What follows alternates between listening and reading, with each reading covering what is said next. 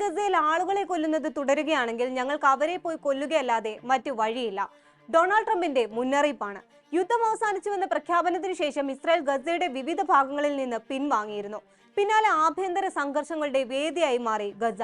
Gaza കേന്ദ്രീകരിച്ച് പ്രവർത്തിക്കുന്ന മറ്റ് സായുധ ഫലസ്തീൻ ഗ്രൂപ്പുകളും ഹമാസുമായി ഏറ്റുമുട്ടലുകൾ ഉണ്ടായി. ഇസ്രായേലുമായി സഹകരിക്കുന്നുവെന്ന് ആരോപിച്ച് 8 പേരെ തെരുവിൽ ജനങ്ങൾക്ക് മുന്നിൽ വെച്ച് ഹമാസ് പ്രവർത്തകർ വെടിവെച്ച് കൊന്നതിന്റെ ദൃശ്യങ്ങളും പുറത്തു വന്നിരുന്നു. ഈ ഏറ്റുമുട്ടലിൽ ഹമാസിലെ 8 അംഗങ്ങൾ ഉൾപ്പെടെ 27 പേർ കൊല്ലപ്പെട്ടിട്ടുണ്ടെന്നാണ് റിപ്പോർട്ടുകൾ. ഈ ആക്രമണങ്ങളിലൂടെ ഹമാസ് ഉടമ്പടി ലംഘിക്കുകയാണെന്നാണ് ട്രംപ് പറയുന്നത്. ആക്രമണം തുടർന്നാൽ ഗുരുതര പ്രത്യാഘാതങ്ങൾ നേരിടേണ്ടി വരുമെന്നും ട്രംപ് മുന്നറിയിപ്പ് നൽകി കഴിഞ്ഞു. വിശദമായി നോക്കാം. സ്വാഗതം ഇൻഡെപ്തിലേക്ക്.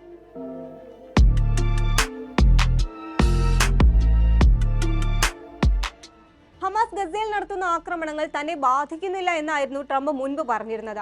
എന്നാൽ 24 മണിക്കൂറിനകം ഈ നിലപാട് മാറ്റി. ഗസയിൽ ഹമാസ് ആളുകളെ കൊല്ലുന്നത് തുടർന്നാൽ അവരെ കൊല്ലുകയല്ലാതെ ഞങ്ങൾക്ക് മറ്റു മാർഗമില്ല എന്ന് അദ്ദേഹം തന്റെ സോഷ്യൽ മീഡിയ പ്ലാറ്റ്ഫോമായ ട്രൂത്ത് സോഷ്യലിൽ കുറിച്ചു. US സൈന്യം ഇടപെടില്ല എന്ന് പിന്നീട് മാധ്യമപ്രവർത്തകരോട് സംസാരിക്കുമ്പോൾ ട്രംപ് വ്യക്തത വരുത്തുന്നുണ്ട്. ഇസ്രായേലിനെ വീണ്ടും ഗസയിലേക്ക് അയക്കുമെന്നാണ് ഭീഷണി. ഇസ്രായേൽ പ്രധാനമന്ത്രി ബെഞ്ചമിൻ നെതന്യാഹുമായി നടത്തിയ ഫോൺ സംഭാഷണത്തിന് ശേഷമാണ് ട്രംപിന്റെ ഭീഷണി എത്തിയത് എന്നാണ് ചില റിപ്പോർട്ടുകൾ സൂചിപ്പിക്കുന്നത്. വളരെ അടുത്തു നിൽക്കുന്ന ചിലർ അകത്തേക്ക് പോയി ഞങ്ങളുടെ മേൽനോട്ടത്തിൽ ആ തന്ത്രം നടപ്പാക്കുമെന്ന് ഇസ്രായേലിന്റെ പേരെടുത്ത് പറയാതെ ട്രംപ് മുന്നറിയിപ്പ് നൽകിയിട്ടുണ്ട്. നേരത്തെ ഹമാസിന്റെ ആക്രമണത്തെ ന്യായീകരിച്ചായിരുന്നു ട്രംപ് രംഗത്തെത്തിയത്. അവർ വളരെ മോശമായ ഗുണ്ടാ സംഘങ്ങളെയും കള്ളന്മാരെയും തുടച്ചു നീക്കിയെന്ന് മാധ്യമങ്ങളോട് ട്രംപ് പറയുകയും ചെയ്തിരുന്നു. ഗസയിൽ ഹമാസും ഇസ്രായേലിന് വേണ്ടി പ്രവർത്തിക്കുന്നുവെന്ന് ആരോപിക്കപ്പെടുന്ന ആയുധധാരികളായ ഗോത്രാംഗങ്ങളും തമ്മിൽ മാരകമായ ഏറ്റുമുട്ടലുകളാണ് കഴിഞ്ഞ ദിവസങ്ങളിൽ റിപ്പോർട്ട് ചെയ്യപ്പെട്ടത്. യുദ്ധകാലത്ത് ഈ ഗ്രൂപ്പുകൾ സഹായം കൊള്ളയടിച്ച് മറിച്ചുവിറ്റുവെന്നും ഇസ്രായേലിന് വേണ്ടി പ്രവർത്തിക്കുന്നുവെന്നും ഹമാസ് ആരോപിക്കുന്നു. ഞായറാഴ്ചത്തെ ഏറ്റുമുട്ടലിന് ശേഷം അക്രമത്തിൽ പങ്കെടുക്കാത്ത സംഘങ്ങൾക്ക് ഗസ ആഭ്യന്തര മന്ത്രാലയം പൊതുമാപ്പ് പ്രഖ്യാപിച്ചിരുന്നു.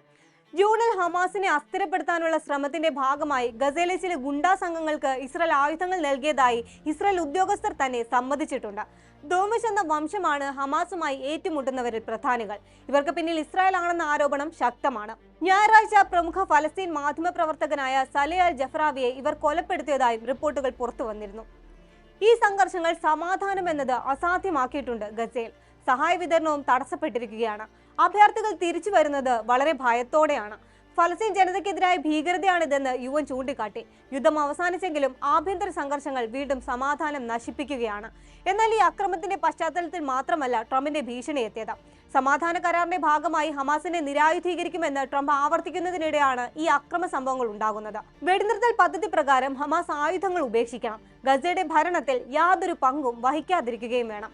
എന്നാൽ ഈ വ്യവസ്ഥകൾ ഹമാസ് അംഗീകരിച്ചിട്ടുണ്ടോ എന്ന് വ്യക്തമല്ല. ട്രംപിന്റെ പ്ലാൻ വിജയിക്കണമെങ്കിൽ ഹമാസിന്റെ നിരായുധീകരണവും യഥാർത്ഥ ഭരണമാറ്റവും അനിവാര്യമാണ്. നിരായുധീകരണം ഹമാസ് പദ്ധതിയുടെ തുടക്കം മുതൽ തന്നെ എതിർത്തിരുന്നു. ഹമാസ് സ്വയം ആയുധങ്ങൾ ഉപേക്ഷിച്ചില്ല എങ്കിൽ ബലപ്രയോഗത്തിലൂടെ അത് നിർവഹിക്കേണ്ടി വരുമെന്നും ട്രംപ് മുന്നറിയിപ്പ് നൽകിയിട്ടുണ്ട്.